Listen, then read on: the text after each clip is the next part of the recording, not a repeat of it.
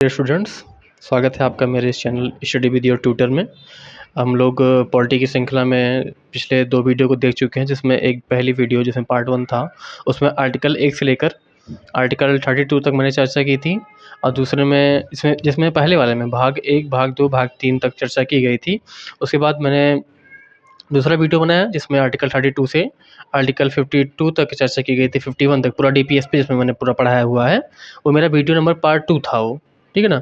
अब हम जो है संविधान के भाग 5 की ओर चलते हैं, जो कि मेरा वीडियो नंबर 3 है। ये संविधान की श्रृंखला में हम लोग महत्वपूर्ण आर्टिकल्स पढ़ रहे हैं। इसमें आज हम अनुच्छेद 52 से लेकर 100 तक की चर्चा करेंगे, ठीक है। अब इसमें पहला अनुच्छेद आता है आर्टिकल 52। ये सब पूरा भाग 5 का नाम है संघ है, जिसको मेनली जो है 4 पार्ट में बांटा गया है। पहला है संघीय कार्यपालिका, जिसमें हम आर्टिकल 52 से लेकर 78 तक की चर्चा करते हैं, ठीक है। और दूसरा पार्ट जो आता है उसमें संघीय विधायिका, जिसमें आर्टिकल 79 से 125 तक 123 तक चर्चा करते हैं, 123 तक। और तीसरा पार्ट जो इसका आता है उसमें संघीय न्यायपालिका की बात करते हैं, जो आर्टिकल 124 से लेकर 147 तक है, ठीक है। और अगला पार्ट 4 आता है इसमें नियंत्रक एंड महालेखा परीक्षक, जो कि 148 से 151 तक रहता है, 148 से 51 तक की इसमें चर्चा की गई। यानी 4 भाग संघीय कार्यपालिका और संघीय विधायिका, तीसरा संघीय न्यायपालिका, चौथा इसमें नियंत्रक एवं महालेखा परीक्षक आते हैं। आज हम मेनली इसमें आर्टिकल 52 से लेकर के 100 तक की चर्चा करेंगे, जिसमें महत्वपूर्ण आर्टिकल जो रहेंगे हम आपको बताते चलेंगे। इसमें सबसे पहले हम स्टार्ट करते हैं संघीय कार्यपालिका से, जिसमें 52 से लेकर 78 तक की चर्चा की गई है। तो सबसे पहले संघीय कार्यपालिका में क्या क्या आता है? राष्ट्रपति आते हैं, उपराष्ट्रपति आते हैं और प्रधानमंत्री आते हैं। संघ के मंत्रिपरिषद आता है और अटॉर्नी जनरल आता है, ठीक। पूरा ये 52 से लेकर 51 में इतना पूरा आता है। अब संघीय कार्यपालिका में पहले राष्ट्रपति को लेकर चलते हैं। अब आर्टिकल 52 में जो है राष्ट्रपति की बात कही गई है। इसमें कहा गया है कि भारत में एक राष्ट्रपति होगा। एक मिनट रुकिएगा।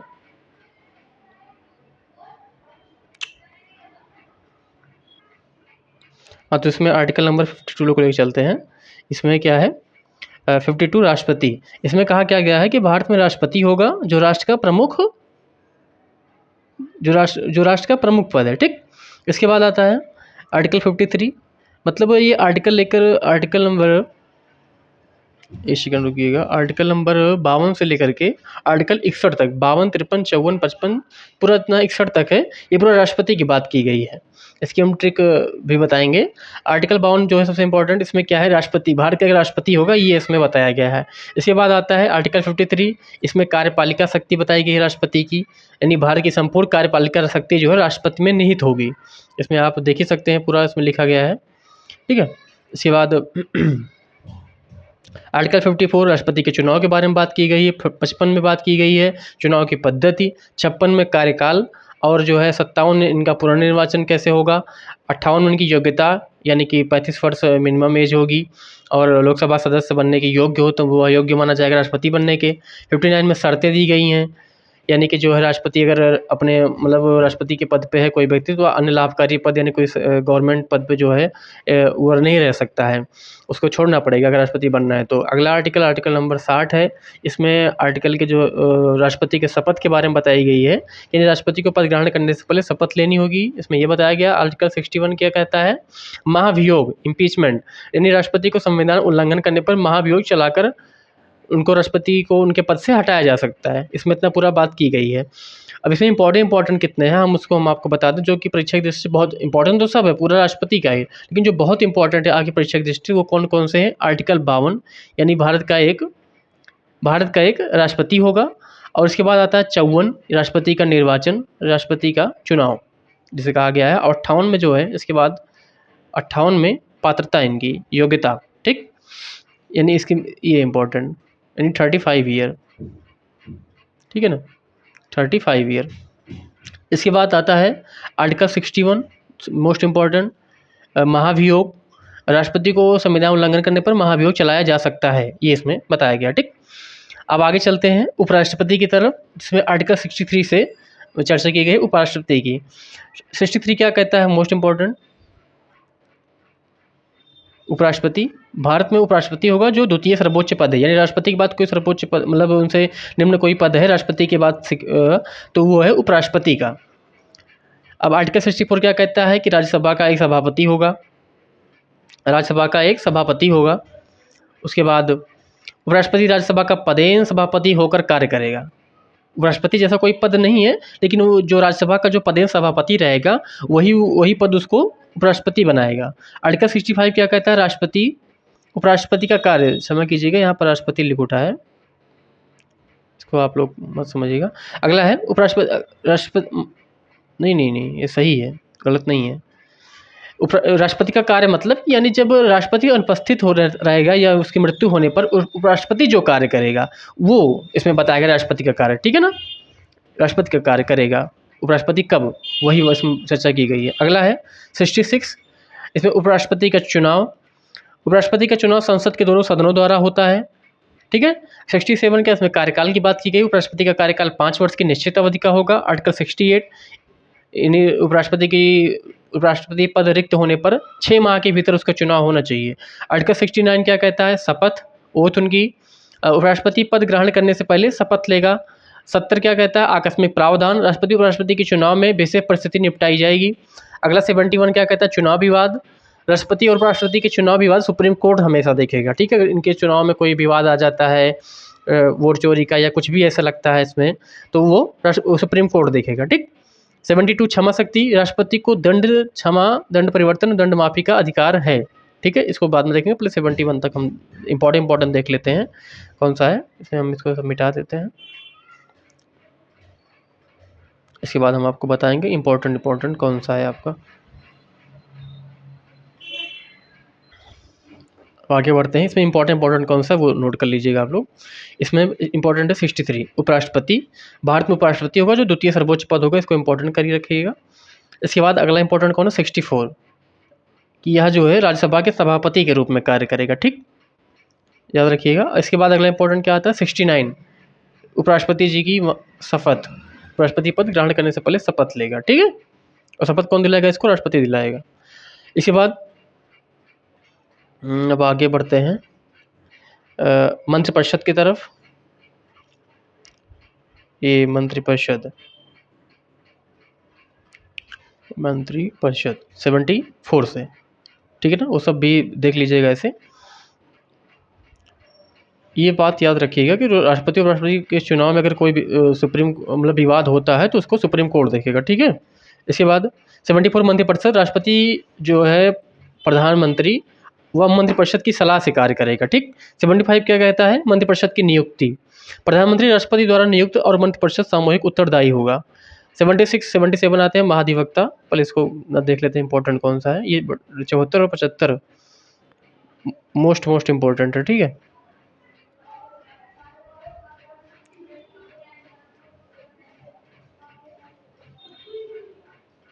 अ,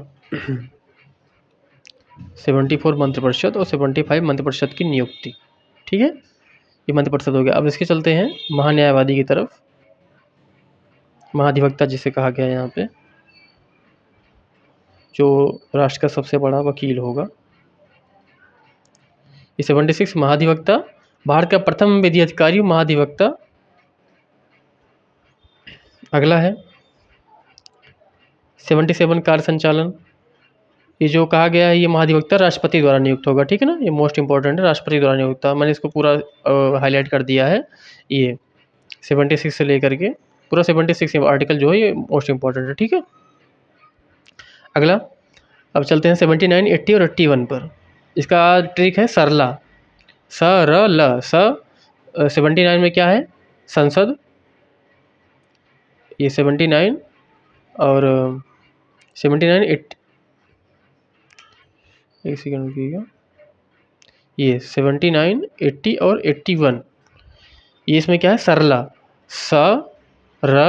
ल, संसद की संरचना, राज्यसभा लोकसभा, इसको ऐसे याद कर लीजिएगा। और ये तीनों बहुत इंपॉर्टेंट है। संसदीय संरचना, संसद में राष्ट्रपति, राज्यसभा और लोकसभा तीनों शामिल होंगे। और राज्यसभा में राज्यसभा राज्यों द्वारा निर्वाचित और राष्ट्रपति द्वारा मनोनीत सदस्य, राष्ट्रपति द्वारा मनोनीत सदस्य जो 12 सदस्य मनोनीत होते हैं और जो राज्यों द्वारा निर्वाचित होकर के आए हैं, और राज्यसभा में बैठेंगे। लोकसभा में कौन बैठेगा? लोकसभा जनता द्वारा प्रत्यक्ष निर्वाचन से गठित सदन है, जिसको हम जो ये हमारे मिनिस्टर्स होते हैं ये लोग इसमें बैठे हैं, लोकसभा। और इसके बाद ये तो संसद खत्म हुई, सदन के अंग ये मतलब ये खत्म हुआ ना, राज्यसभा, लोकसभा और संसद की संरचना। अगला चलते हैं अब आर्टिकल 83 इंपॉर्टेंट है। कार्यकाल, लोकसभा का कार्यकाल 5 वर्ष, लोकसभा का कार्यकाल 5 वर्ष और राज्यसभा अस्थाई सदन है, ठीक है ना। इसका जो है इसका मतलब कार्यकाल जो डिसाइड नहीं है, यह अस्थाई सदन है, इसको कोई भंग भी नहीं कर सकता है। राष्ट्रपति लोकसभा को भंग कर सकता है लेकिन राज्यसभा को नहीं। 84 में सदस्य योग्यता, यानी संसद सदस्य बनने होते जो नागरिकता आयु योग्यता बताई गई है उसमें 84 में बताई गई है। 85 में सत्र व स्थगन, यानी जो 85 है आर्टिकल 85 में सत्र का अवसान और उसका जो है गठन, ठीक है। आर्टिकल नंबर 85 हो गया। अब 86 क्या है, ये उतना इम्पोर्टेंट नहीं है। और 87 इम्पोर्टेंट है। अभिभाषण, राष्ट्रपति संसद के प्रथम सत्र में अभिभाषण करता है, वो बात बताई गई है 87 में, ठीक है। 85 में क्या, संसद का सत्र बुलाना, सत्र अवसान करना, लोकसभा को विघटित करना, ये सारे कार्य जो है राष्ट्रपति करता है, ठीक।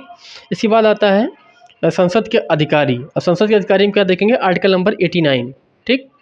आर्टिकल नंबर 89, संसद के अधिकारी सभापति, उपराष्ट्रपति राज्यसभा का सभापति तथा उपसभापति चुनेगा। अब इसमें क्या 89 में, नहीं, राज्यसभा का एक सभापति होगा व एक उपसभापति होगा, और उपसभापति जो होता है राज्यसभा द्वारा चयनित होता है, ठीक। और जो सभापति बनेगा वही उपराष्ट्रपति होगा देश का, ठीक है ना।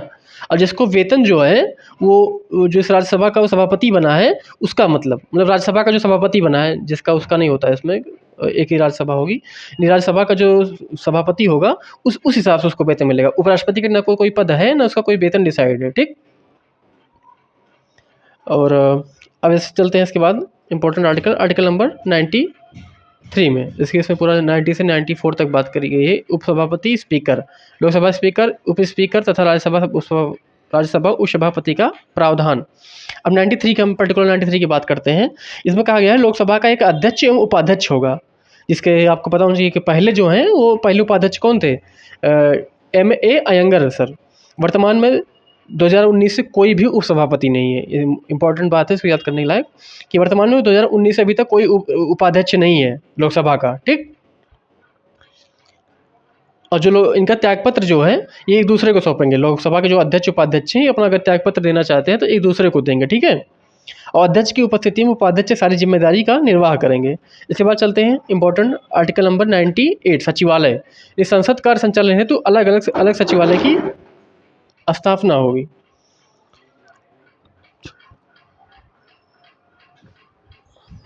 बस इतना याद कर लीजिए 98 में कि संसद का एक सचिवालय होगा। इसके बाद इंपॉर्टेंट आर्टिकल 100, मतदान प्रक्रिया। मतदान प्रक्रिया, संसद की गणपूर्ति, न्यूनतम सदस्यों की जो पूर्ति होगी वही है गणपूर्ति न्यूनतम सदस्यों की। इसमें क्या कहा गया है, 100 में मतदान प्रक्रिया, संसद में साधारण बहुमत और टाई पर अध्यक्ष का निर्णय। ऐसे मतलब टाई हो जाता है अगर मतलब कि दोनों पक्षों को दोनों तरफ समान अगर टाई कर गया दोनों का, तो वहाँ पर जो अध्यक्ष रहेगा,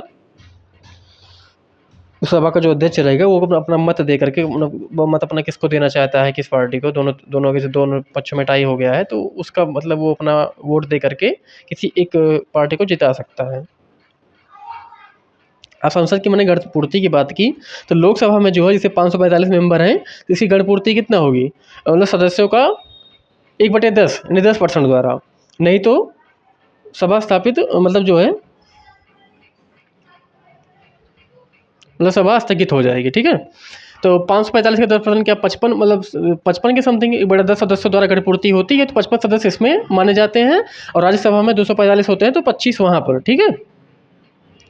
बस वीडियो को ही पेंड करते हैं, ज़्यादा लंबी वीडियो ना बने, 14-15 मिनट की ऐसे ही बन चुकी है। अब चैनल को भाई सब्सक्राइब कर लीजिएगा और आप लोगों के सपोर्ट के माध्यम से ही हमारा चैनल बहुत आगे जाएगा और हमको उम्मीद है, हमको निश्चित हमको पता है कि आप लोग सपोर्ट करेंगे और ज़्यादा से ज़्यादा वीडियो को लाइक, शेयर और सब्सक्राइब करेंगे, जिससे जो है इस चैनल के जो है सब्सक्राइबर बढ़ेंगे और आप ही लोग जो है इस चैनल को आगे बढ़ा सकते हैं। हम तो बस मेहनत कर रहे हैं और आप लोग को हमारा प्रयास पसंद आता है नहीं आता, कमेंट के माध्यम ज़रूर बताइएगा। और लाइक शेयर सब्सक्राइब एकदम दबा के ठोकिए भैया, जितना हो सके उतना अपने दोस्तों को शेयर करिए। जिसको ज़रूरत है, अपना पढ़ना चाहता है, वीडियो को देखे, पढ़े, समझे, आगे बढ़े, नौकरी लो। ठीक है, अब वीडियो को एंड करते हैं। पार्ट 4 इसका वीडियो का जल्दी आएगा।